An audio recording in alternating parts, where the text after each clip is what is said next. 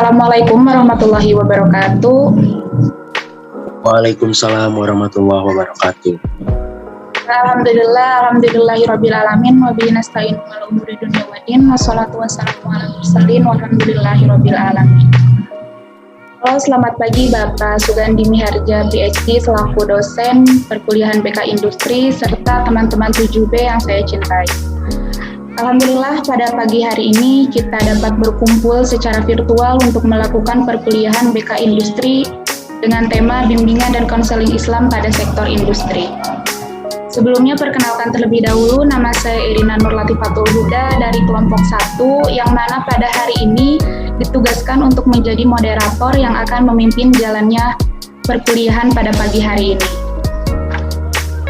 Untuk mempersingkat waktu, mari saja kita langsung kepada sesi pemaparan materi, yang mana pemaparan materi yang pertama akan disampaikan oleh saya sendiri.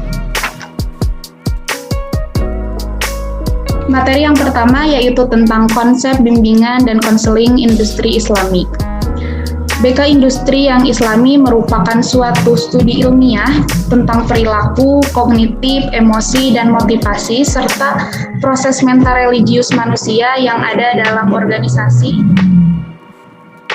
atau industri yang berorientasi pada sistem kegiatan yang terakomodir dari suatu kelompok untuk mencapai tujuan yang sama. Konsep BK Industri Islami juga dapat diartikan sebagai bantuan atas suatu masalah dengan seorang karyawan yang mempunyai masalah emosional agar dapat mengatasi masalahnya secara lebih baik dalam bingkai industri yang berlandaskan religi. Untuk materi selanjutnya akan disampaikan oleh Saudara Fajar Rahman Sidik, kepadanya dipersilahkan. Bismillahirrahmanirrahim. Langsung saja melanjutkan bahasan dari materi kelompok pertama ini. Untuk selanjutnya yaitu problematika dalam BK Industri. Problematika atau yang biasa disebut juga persoalan atau masalah yang akan dijelaskan di sini yaitu problem-problem yang dialami oleh para pekerja atau para karyawan ya. Tentunya masalahnya itu ketika para karyawan ini bekerja di suatu perusahaan. Kemudian masalah atau problem atau masalah yang dihadapi para pekerja atau karyawan ini sangat banyak ya. Di antaranya itu seperti kesulitan untuk berkomunikasi antara sesama karyawan, kemudian pikiran, pekerjaan, kemudian emosi, perasaan, dan rasa persaingan antar pekerja. Jadi yang akan dibahas dalam BK Industri ini meliputi problem-problem atau masalah-masalah yang dialami oleh karyawan tersebut dalam hal psikis ya, seperti yang tadi sudah saya sebutkan, susahnya berkomunikasi, emosi, pikiran. Karena konselor di sini dapat membantu hal tersebut. Kemudian ada beberapa solusi ya yang disebutkan oleh Fahmi ini mengenai penyelesaian konflik dalam problematika BK Industri ini. Yang pertama, melakukan dan menerapkan konsep kerja yang berkolaborasi dan menjauhi sikap kerja yang bersaing secara negatif. Kemudian solusi yang kedua, menerapkan konsep adaptasi, di mana perusahaan mengadaptasi konsep dan budaya kerja. Yang ketiga, menerapkan metode penyelesaian konflik melalui alternatif dominasi atau penekanan kompromi dan pencegahan masalah. Yang keempat itu menerapkan konsep yang realistis sesuai dengan kekuatan atau kelemahan, peluang, ancaman perusahaan. Biasanya dijadikan sebagai suatu model dalam menganalisis suatu organisasi yang berorientasi profit dan monoprofit dengan tujuan utama untuk mengetahui keadaan organisasi tersebut lebih komprehensif. Jadi problematika yang dialami itu ya seperti tadi. Kemudian lanjut ke materi berikutnya, yaitu mengenai pengertian bimbingan dan konseling industri. Sebelumnya kita jabarkan dulu ya pengertian-pengertian mengenai bimbingan, konseling, dan industri. Pengertian bimbingan sebagaimana kita semua sudah belajar sampai saat ini mengenai bimbingan.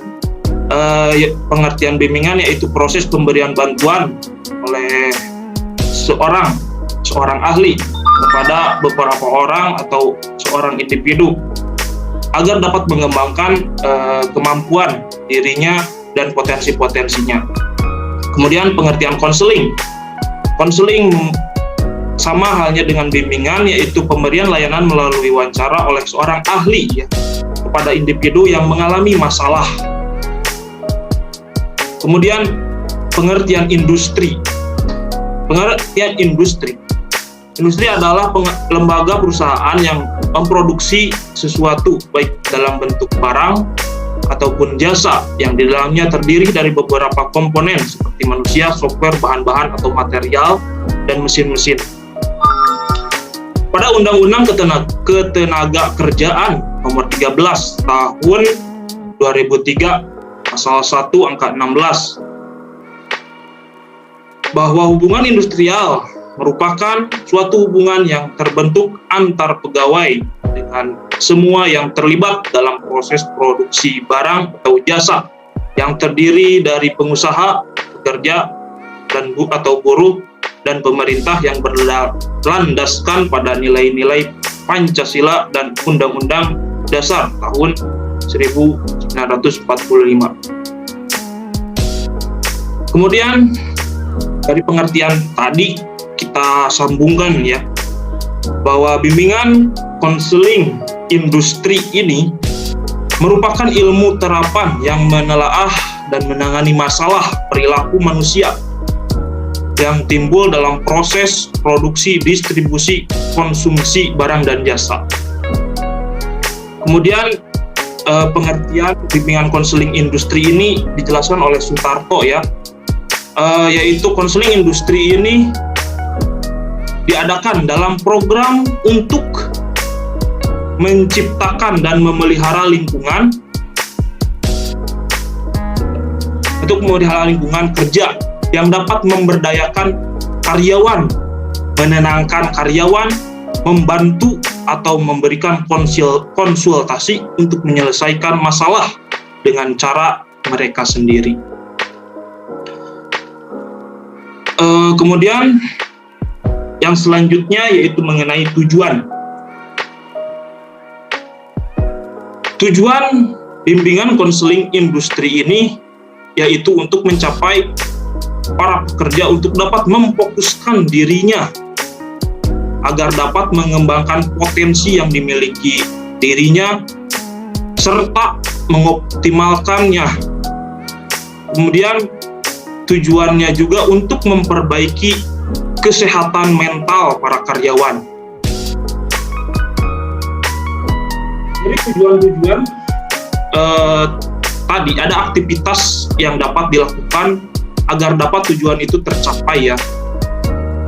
Di antaranya itu agar tercapainya konseling dalam bidang industri ini yaitu yang pertama nasihat, yang kedua menentramkan hati, kemudian yang ketiga komunikasi, yang keempat berpikiran jernih, yang keempat mengendurkan ketegangan emosional, yang kelima berpikiran jernih, dan keenam berorientasi. Kemudian ada juga tujuan agar dapat dicapai, agar dapat programnya itu tercapai ya. Yang pertama itu untuk mempelajari perilaku manusia di dalam lingkungan kerja, khususnya dalam pelaksanaan tugas pekerjaannya. Yang kedua, mempelajari interaksi, yaitu hubungan timbal balik dan saling mempengaruhi dengan pekerjaan, lingkungan, fisik, dan dengan lingkungan sosial di tempat kerja. Kemudian tujuan agar dapat dicapainya itu yang ketiga, mempelajari produk dan jasa mana yang bermanfaat bagi konsumen serta bagaimana menyadarkan konsumen akan kemanfaatan produk dan jasa tersebut. Yang selanjutnya yaitu mempelajari perilaku konsumen dalam kaitan kebiasaan dan membeli dan dalam proses pengambilan keputusan.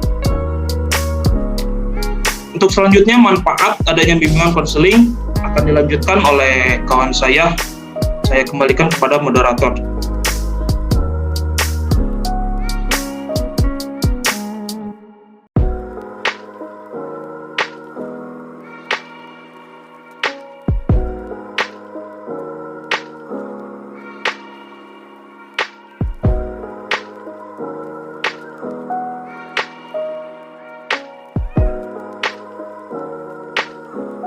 Bismillahirrahmanirrahim. Dan selanjutnya langsung saja ya teman-teman. Sini saya akan memaparkan mengenai manfaat adanya bimbingan dan konseling Islam di dunia industri. Adanya bimbingan dan konseling di dunia industri untuk menempatkan kondisi sosial dan psikologis dari lingkungan kerja memiliki arti yang lebih penting daripada kondisi kerja fisik. Kondisi sosial dan psikologis tersebut ada meliputi kelompok-kelompok informal antara pekerja, sikap tenaga kerja terhadap pekerjaannya, dan komunikasi antar tenaga kerja. Dan konselor juga dari manfaat ini adanya konselor di bidang industri untuk mengatasi permasalahan yang dihadapi oleh karyawan dan membantu para pemimpin ataupun manajer di industri tersebut dalam menangani masalah atau kondisi kesejahteraan karyawannya.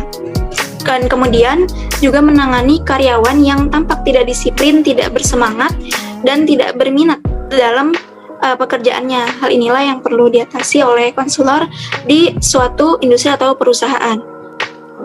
Selanjutnya, ada asas bimbingan konseling industri. Sifat-sifat BK industri sebagaimana dalam prinsip konseling secara umum. Yang pertama ada pencegahan. Upaya konselor untuk senantiasa mengantisipasi berbagai masalah yang terjadi dan berupaya untuk mencegahnya agar tidak terjadi pada setiap karyawan.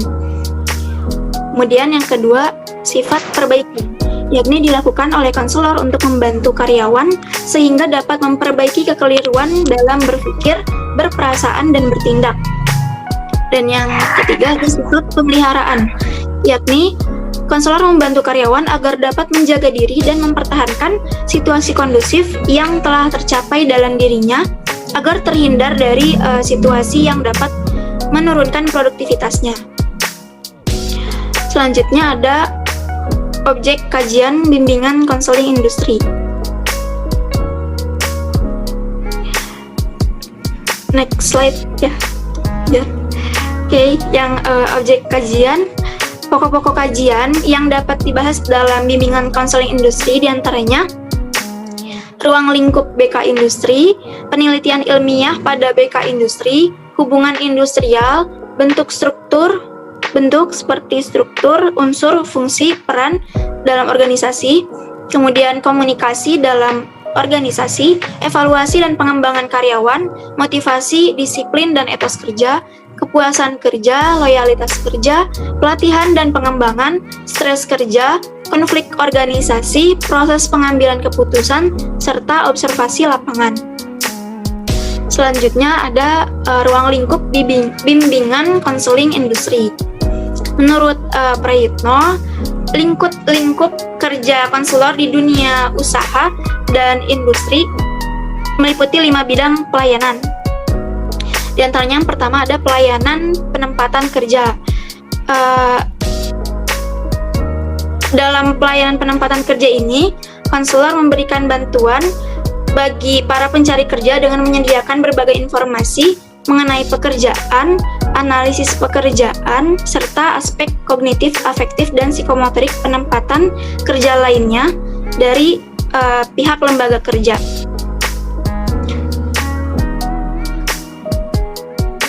Kemudian ada penempatan yang kedua, ada penyesuaian kerja.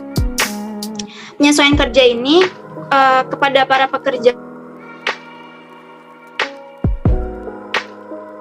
perlu mendapat persepsi yang tepat, wawasan yang memadai, dan cara-cara yang akurat tentang bidang kerja yang baru dijabat itu. Tema utama bidang pelayanan ini adalah penyesuaian diri secara tepat dan cepat terhadap tuntutan kinerja di tempat yang baru. Penyesuaian yang seperti ini akan memberikan jaminan awal tentang keberhasilan kerja para karyawan pemula itu. Dan ketiga ada kepuasan kerja, berupa keadaan yang diharapkan adalah para pekerja merasa senang bekerja, merasa kerasan dan puas dengan kondisi yang ada. Kemudian yang keempat, kepindahan para pekerja. Tidak hanya dilatar belakangi oleh faktor ketidakpuasan dengan pekerjaan yang lama, ada kemungkinan karyawan yang ingin pindah karena ingin memperoleh pengalaman baru atau alasan-alasan lainnya. Dan pelayanan yang kelima ada pengentasan masalah lainnya berkenaan dengan keluarga, kesehatan, sikap dan kebiasaan sehari-hari, hobi, waktu senggang, hubungan sosial kemasyarakatan, dan lain sebagainya. Itu merupakan objek penggarapan konseling. Apabila masalah-masalah ini dibiarkan membesar, sedikit banyaknya akan mempengaruhi hubungan kerja dan kinerja pekerja yang bersangkutan dengan perusahaannya. Mungkin sekian yang saya paparkan. Dilanjut oleh teman saya, Erik, dipersilakan. Baik, terima kasih kepada Saudari Fadilah yang telah memaparkan materi. Untuk materi selanjutnya akan disampaikan oleh Saudara Erik Januar, kepadanya dipersilahkan. Terima kasih Ibu Moderator. Di sini saya akan menjelaskan tentang subjek bimbingan konseling industri.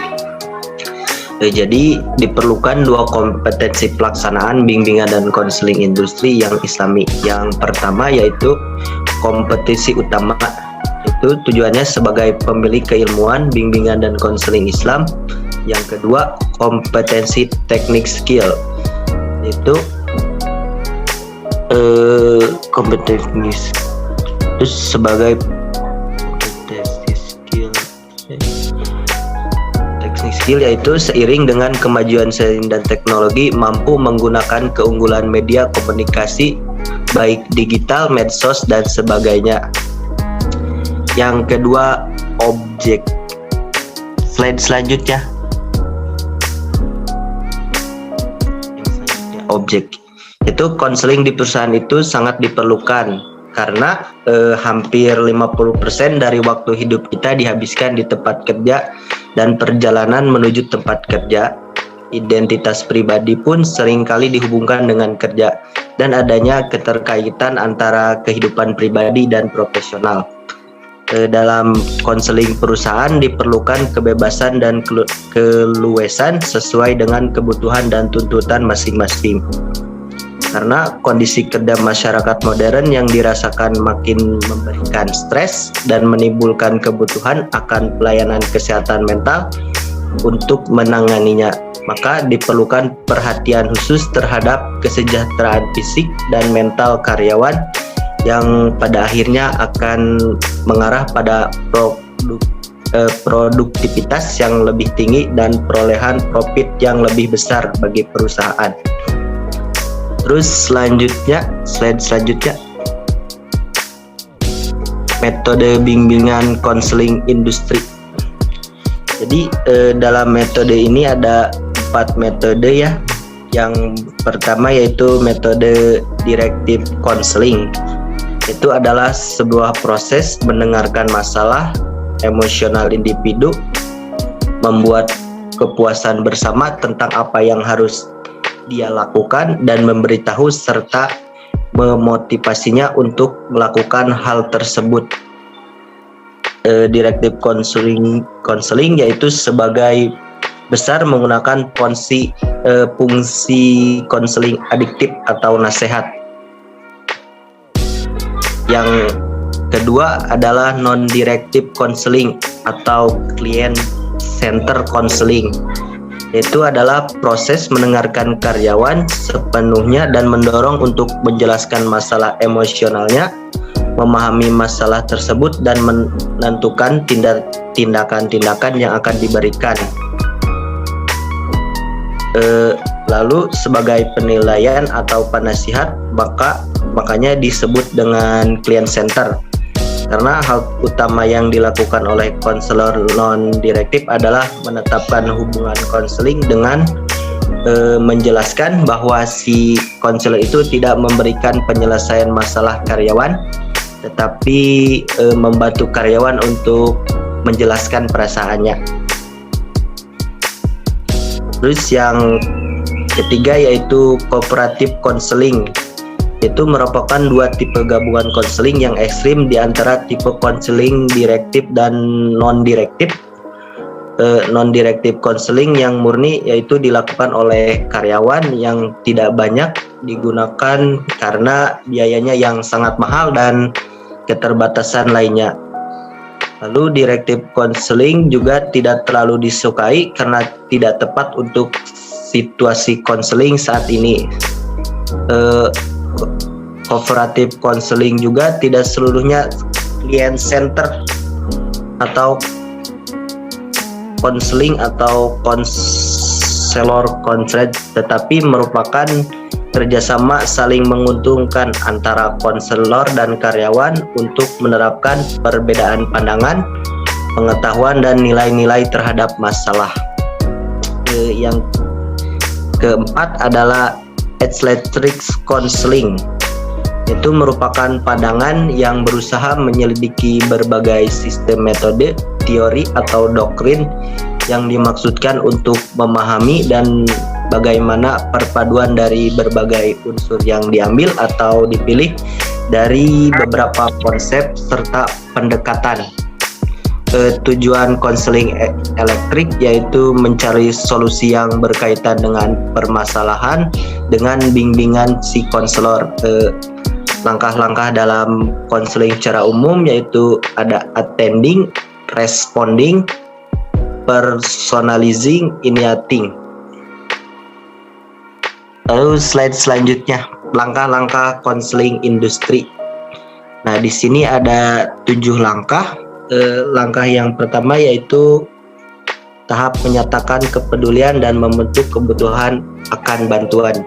Itu merupakan langkah pertama yang memberikan kepedulian terhadap masalah-masalah yang dihadapi si karyawan, baik yang disebabkan oleh diri karyawan sendiri maupun disebabkan oleh lingkungannya. Yang kedua yaitu membentuk hubungan. Jadi si karyawan dan konselor memulai proses membangun suatu hubungan yang bercirikan kepercayaan, keyakinan dengan didasari atas keterbukaan dan kejujuran atas semua pernyataan karyawan dan konselor dalam proses konseling. Yang ketiga yaitu menentukan tujuan dan eksplorasi pilihan. Dalam langkah ini yang dilakukan adalah pembahasan masalah dengan melakukan diskusi karyawan untuk mengeksplorasi tujuan konseling. Yang keempat yaitu menangani masalah. Itu si konselor berusaha untuk dapat menentukan prioritas masalah karyawan yang harus ditangani sehingga si konselor dapat mengarahkan karyawan untuk benar-benar bisa mengungkapkan masalahnya dan berdiskusi dengan karyawan untuk bisa memecahkan masalahnya. Lalu yang kelima yaitu menumbuhkan kesadaran. Menumbuhkan kesadaran pada karyawan agar jadi supaya si karyawan bisa sadar dan bisa benar-benar mengetahui dengan jelas masalah yang dihadapinya. Jadi si konselor itu berusaha mengarahkan untuk mendapatkan insting atau understanding. Lalu yang keenam yaitu merencanakan cara bertindak.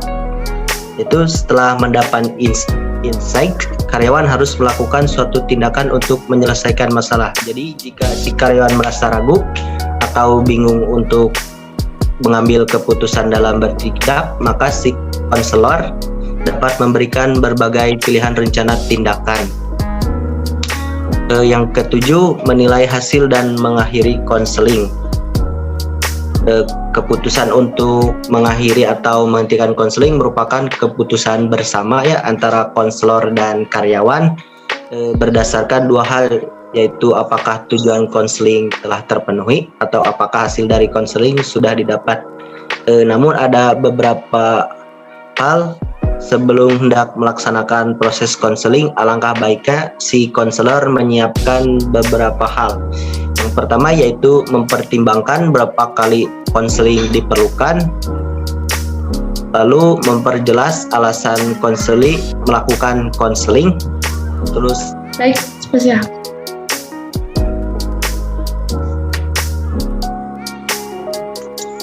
Nama saya Gufron Abadan Maksum. Saya ingin mengajukan satu pertanyaan kepada kelompok pertama berkenaan dengan BKI dalam bidang industri ya. Kan tadi di pemaparan terakhirnya itu sempat sebutkan dijelaskan tentang proses langkah-langkah konseling dan sebagainya. Yang jadi pertanyaan saya, apakah proses konseling di dalam lingkup industri itu sama seperti di sekolah, maksudnya diberikan jadwal tertentu untuk setiap pegawai atau bagaimana gitu. Banyak kan jika misalkan tidak seperti jika tidak diberikan jadwal, kan karyawan itu dalam satu industri pastinya banyak ya, tidak sedikit gitu. Nah, jadi dalam prosesnya itu diberikan jadwal atau bagaimana gitu. Terima kasih. Baik, terima kasih kepada Saudara Gufron atas pertanyaannya. Jadi saya ulangi lagi ya pertanyaannya. Jadi mungkin pertanyaannya bagaimana proses pelaksanaan bimbingan industri gitu. Jadi seperti dikasih jadwal atau yang lain-lain begitu ya, Gufron? Betul, Ibu. Baik, untuk satu pertanyaan lagi kepada teman-teman dipersilahkan. Izin Bu Moderator. Nama saya Hafiz. Izin bertanya.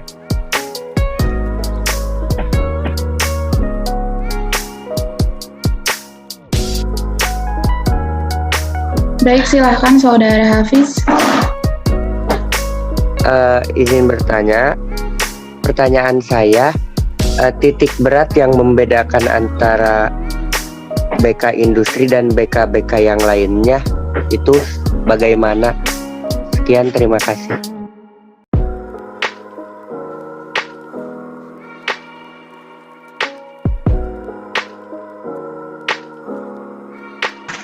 Baik, terima kasih kepada Saudara Hafiz atas pertanyaannya. Dipersilakan untuk teman-teman yang ingin menjawab dari kedua pertanyaan tersebut untuk menghidupkan mikrofonnya, dan untuk kelompok 1 izin dulu untuk mendiskusikan jawaban atas pertanyaan Saudara Hafiz dan Saudara Gufron.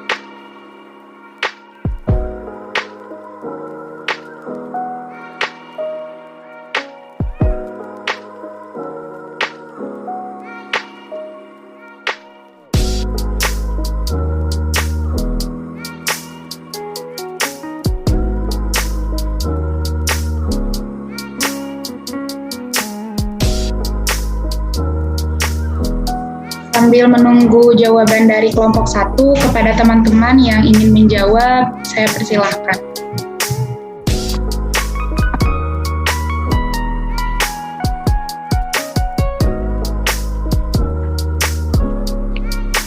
Halo, izin menanggapi sedikit. Baik, persilakan kepada saudara guru. Bismillahirrahmanirrahim. Mungkin saya di sini akan menanggapi pertanyaan dari saudara Hafiz, yaitu tentang titik berat apa yang membedakan BK industri dengan BK-BK yang lain. Menurut saya, tentu dalam setiap layanan BK memiliki titik beratnya masing-masing. Nah, di antaranya seperti BK industri ini yang terfokus kepada layanan yang diberikan pada suatu instansi ataupun layanan yang diberikan, diibaratkan lingkungan kerja. Maaf, guru suaranya kecil, kayaknya putus-putus. Lingkungan kerja yang di dalamnya itu terdapat komponen-komponen seperti ada pekerja, ada perusahaannya, kemudian komponen-komponen yang lain yang saling mendukung. Nah, layanan BK industri ini ibarat memberikan nutrisi bagi para pekerja, karena di samping pekerja itu ketika melakukan pekerjaannya bukan hanya tenaga yang bisa dikorbankan, tapi emosional sekaligus mentalnya terkadang menjadi korban dari pekerjaan itu sendiri. Oleh karena itu, layanan BK industri hadir memberikan nutrisi ataupun sarapan untuk mengembalikan emosional ataupun mental para pekerja yang sempat mungkin mengalami kelelahan ataupun perlunya bantuan, sehingga dirinya dalam melakukan pekerjaan di lingkup industrinya itu bisa berjalan dengan baik, sehingga apa yang dia harapkan bisa dicapai. Terima kasih, itu mungkin. Baik, terima kasih kepada saudara guru yang sudah menjawab pertanyaan dari saudara Hafiz. Kepada teman-teman lain yang mungkin ingin sama menanggapi, saya persilakan. Izin menanggapi. Baik, saudara Hani. Ya, ada lah slide-nya.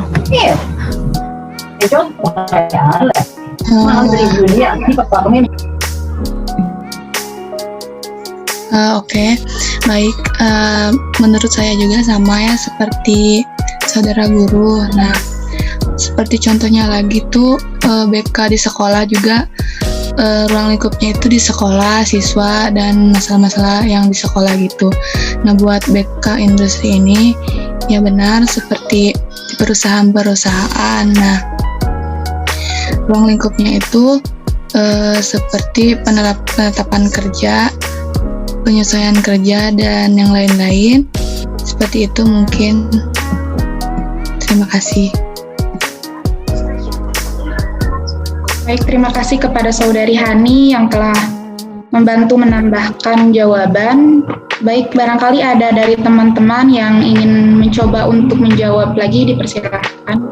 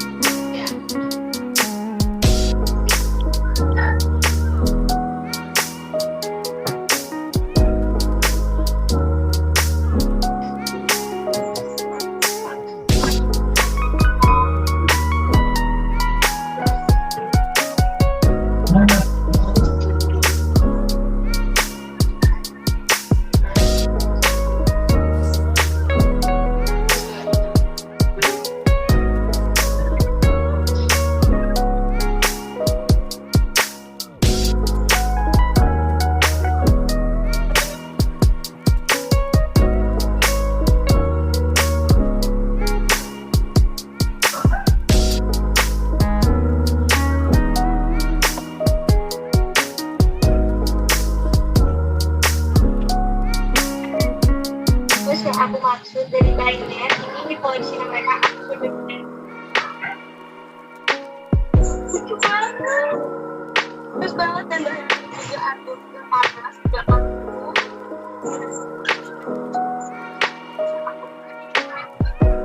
Ini dapat tesnya tuh.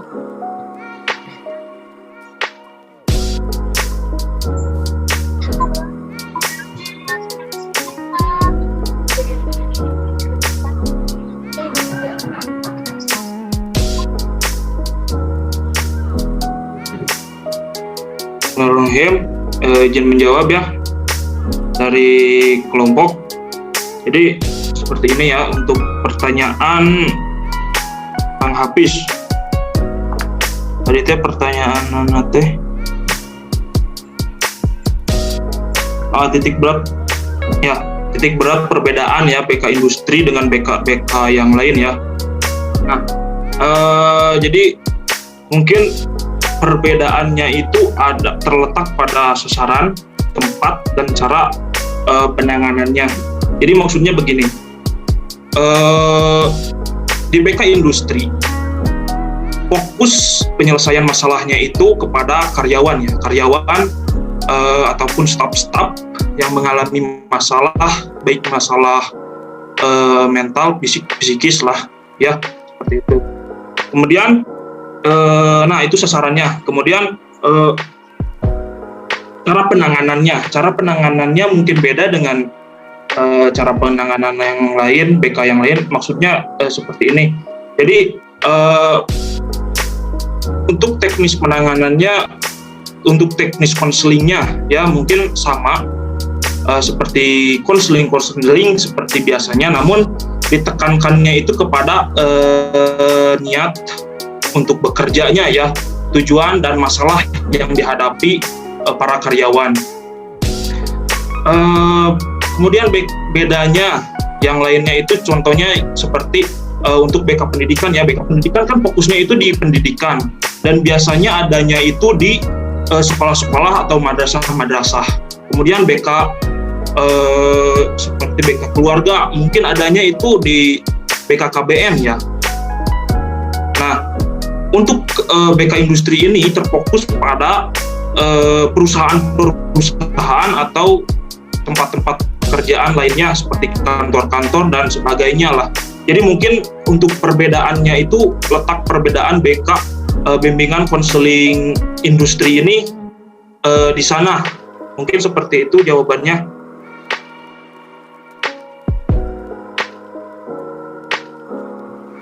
Terima kasih Saudara Fajar. Baik, terima kasih kepada Saudara Fajar dari kelompok 1 yang telah menjawab pertanyaan Saudara Hafiz. Bagaimana Saudara Hafiz, apakah masih kurang dengan jawabannya atau sudah cukup? Sudah cukup, Bu Moderator.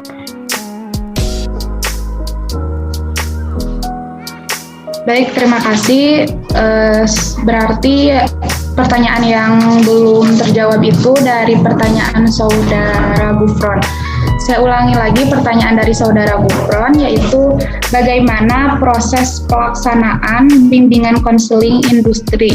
Apakah sama dengan sekolah atau tidak? Pelaksanaannya itu seperti terkait jadwal dan lain-lain. Kepada teman-teman yang ingin mencoba menjawab, saya persilahkan.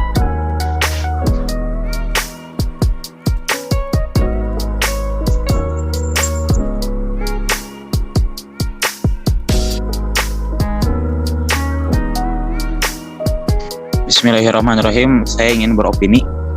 Tidak apa-apa, Bu Moderator. Baik, dipersilahkan. Oke, berkaitan tentang tahapan pelaksanaan yang ada dalam BK industri, tentunya mungkin di dunia industri, saya menitik beratkan mungkin lebih masuk akal bila mana hal itu terjadi di ruang lingkup HRD gitu, Human Resource Development. Jadi HRD bukan hanya sekedar screening saja berkaitan penerimaan pegawai atau penerimaan karyawan dalam dalam lingkup organisasi industri, dalam lingkup dunia industri. Tidak hanya itu, tapi Human Resource Development juga melakukan asesmen terhadap para pegawai yang telah resmi menjadi pegawai dalam industri tersebut, dan juga mereka mengontrol terkait laporan-laporan yang terjadi di lapangan. Apakah memang dia salah atau kinerjanya turun atau hal-hal lain yang berkaitan dengan ketidaksesuaian dia dalam bekerja, sehingga capaian-capaian serta capaian-capaian dalam pekerjaan itu tidak terlaksanakan. Nah, itu ada gitu di Human Resource Development. Nah, untuk teknisnya seperti apa, tentunya Human Resource Development itu akan melakukan screening dulu berkaitan laporan selama 1 bulan mungkin bahkan, atau 1 tahun atau setengah tahun periode kepegawaian. Nah, yang nantinya dia itu akan menyimpulkan gitu, ini tercapai tidak gitu kinerja si pegawai ini dalam melakukan pekerjaannya gitu. Mungkin seperti itu tahapan-tahapannya. Nanti dia akan screening dulu. Setelah screening tentunya dia akan menarik orang itu gitu untuk melakukan layanan gitu, seperti itu ke industri. Seperti itu mungkin opini dari saya. Kurang lebihnya mohon maaf. Terima kasih Ibu Moderator.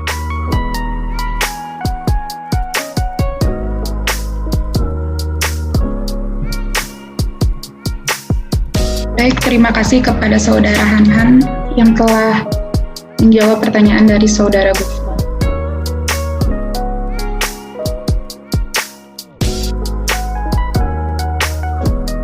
Izin menambahkan Ibu Moderator. Baik, dipersilahkan. Baik, terima kasih untuk pertanyaan dari Saudara Gufron. Saya ingin menambahkan dalam proses pelaksanaannya, menurut saya itu tergantung pada institusinya tersebut. Tentu prosesnya akan berbeda-beda tergantung pada tempat kerjanya masing-masing. Terus juga untuk proses konselingnya ya sama aja gitu, sama seperti yang di sekolah dan lain sebagainya. Cuman yang dibedakannya itu dari jenis masalahnya, terus juga penitik beratannya juga ada di mana saja, itu udah ada di makalah yang udah disampaikan oleh teman-teman semua gitu. Untuk waktu itu biasanya disesuaikan juga seperti itu. Terima kasih. Ya, terima kasih kepada Saudari Hanifah. Baik, untuk teman-teman lain yang barangkali ingin mencoba untuk menjawab pertanyaan dari Saudara Gufron, silakan.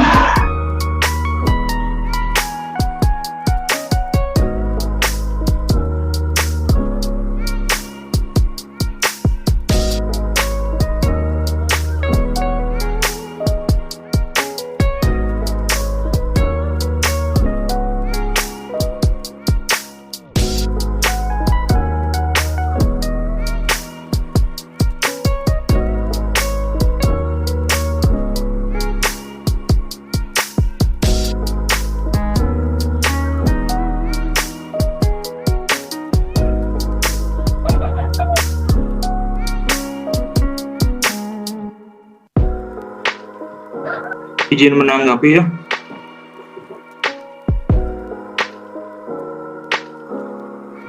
Baik, dipersilahkan. Mungkin sedikit tanggapannya dari saya pribadi mungkin. Jadi begini, karena kan pertamanya saya juga belum pernah untuk kerja di perusahaan-perusahaan ya. Jadi mungkin belum tahu bagaimana untuk teknis pelaksanaannya. Tetapi untuk teknis pelaksanaan ketika konselingnya mungkin seperti yang sudah kita pelajari, bahwa ketika konseling itu kan harus ada keterbukaan ya antara konselor dan konseli,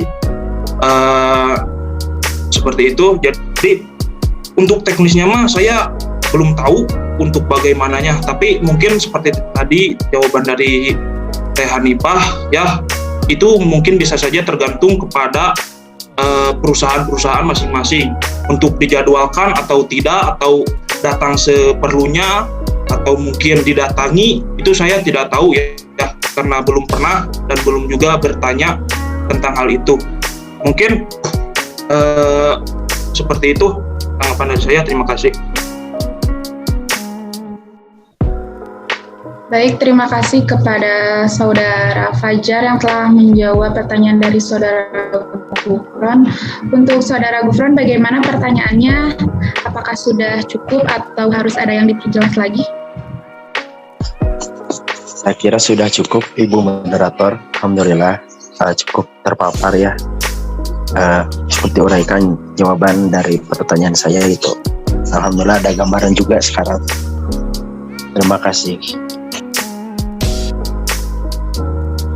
Baik, alhamdulillah kalau seperti itu dikarenakan waktunya masih ada, kami kelompok 1 membuka satu pertanyaan terakhir lagi untuk didiskusikan. Baik, kepada teman-teman yang ingin mengajukan pertanyaannya dipersilakan.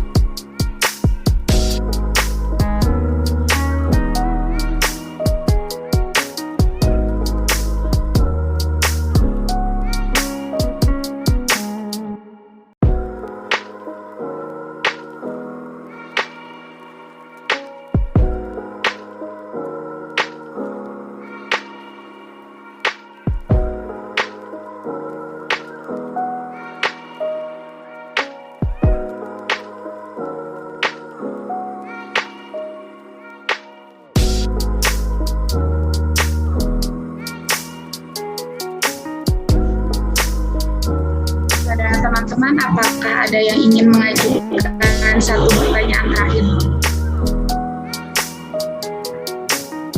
Untuk pertanyaan satu terakhir mungkin akan ditunggu sekitar 2 menit lagi sampai pukul 10 pas.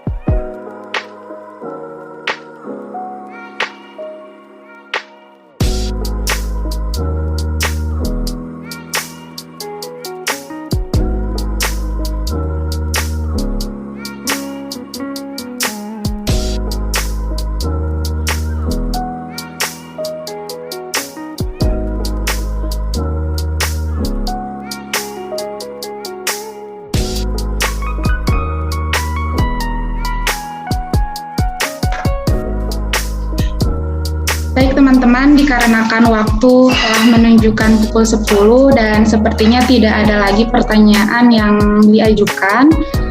Untuk itu mari kita akhiri saja sesi diskusi dan tanya jawab kali ini. Saya selaku moderator izin undur diri sekaligus meminta maaf apabila terdapat kesalahan dan kekurangan selama perkuliahan pada hari ini, dan untuk itu saya serahkan kepada Bapak, barangkali ada tambahan yang ingin disampaikan. Izin masuk. Barusan sudah konfirmasi ke Bapak, katanya dicukupkan saja. Jadi kita langsung tutup aja kelasnya. Moderator saya ambil alih ya. Terima kasih kepada teman-teman kelompok 1 yang sudah menyampaikan presentasinya dengan sangat baik, dan juga terima kasih kepada teman-teman yang sudah hadir pada perkuliahan pagi hari ini. Mari kita tutup perkuliahan hari ini dengan mengucapkan hamdalah dan doa kifaratul masjid bersama-sama. Subhanakallahumma wa bihamdika asyhadu an la ilaha illa anta astaghfiruka wa atubu ilaik.